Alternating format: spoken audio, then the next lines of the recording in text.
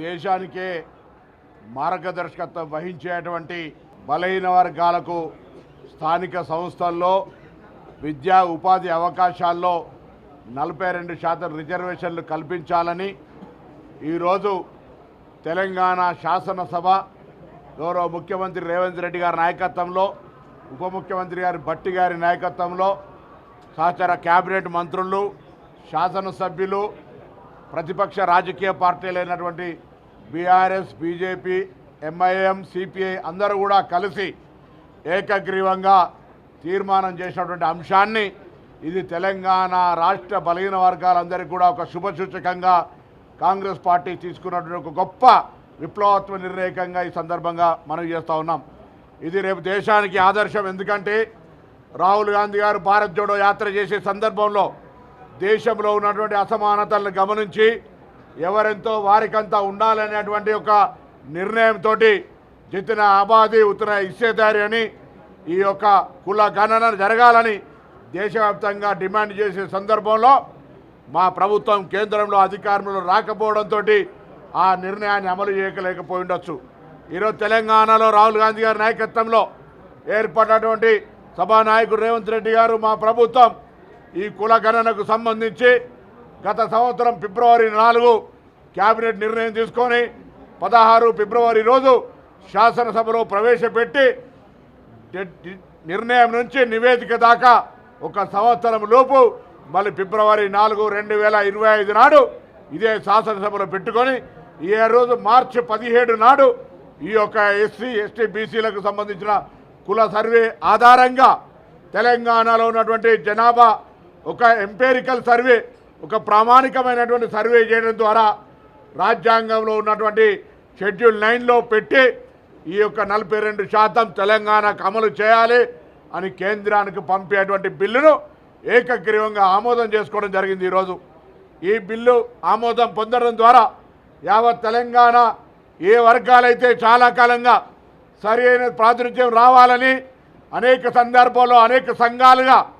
ఈ యొక్క ఆకాంక్షను వెలిబుస్తూ ఉన్నారు. అనేక మేధావులు ఆకాంక్షను వెలిబుచ్చే సందర్భంలో దృష్టిలో ఉంచుకొని ఈ ప్రభుత్వం వాళ్ళ ఆలోచనను అమలు చేయాలనే ఉద్దేశంతో ఈరోజు నిర్ణయం తీసుకుంది. ఈ నిర్ణయం లోపల తప్పకుండా భవిష్యత్తు ప్రణాళికగా ఈ యొక్క బిల్లును తీసుకొని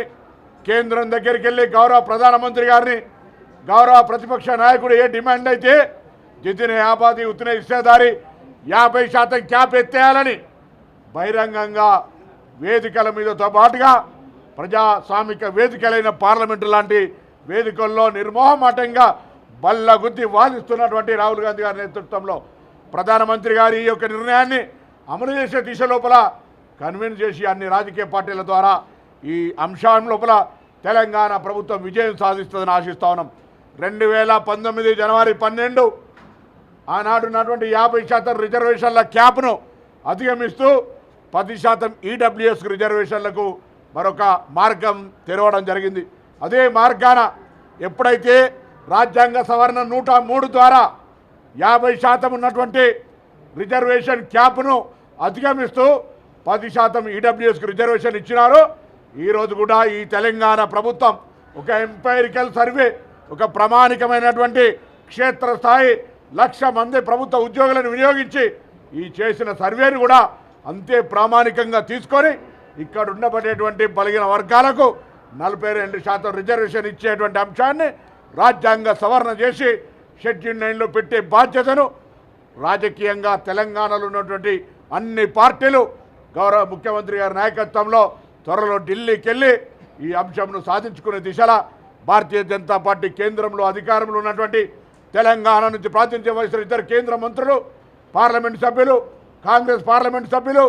లోక్సభ ప్రతిపక్ష నాయకుడు రాహుల్ గాంధీ గారు, దేశవ్యాప్తంగా ఉన్న రాజకీయ పార్టీలు అందరి సహకారం తీసుకొని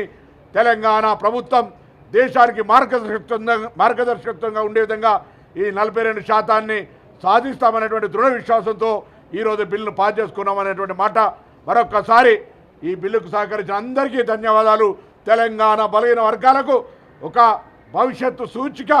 ఏర్పడబోతుంది. అన్ని రాజకీయ పార్టీల ప్రక్రియను గమనిస్తూ ఈ బిల్లును సాధించుకునేదాకా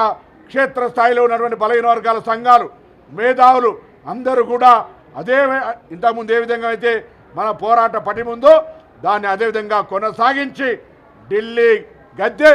ఈ 42% దేశానికి ఆదర్శమయంగా తెలంగాణ తీసుకున్నటువంటి మెట్టును ఆమోదించేదాకా అందరం కలిసి ముందుకు పోదామని వినవి చేస్తూ అందరికీ నమస్కారం.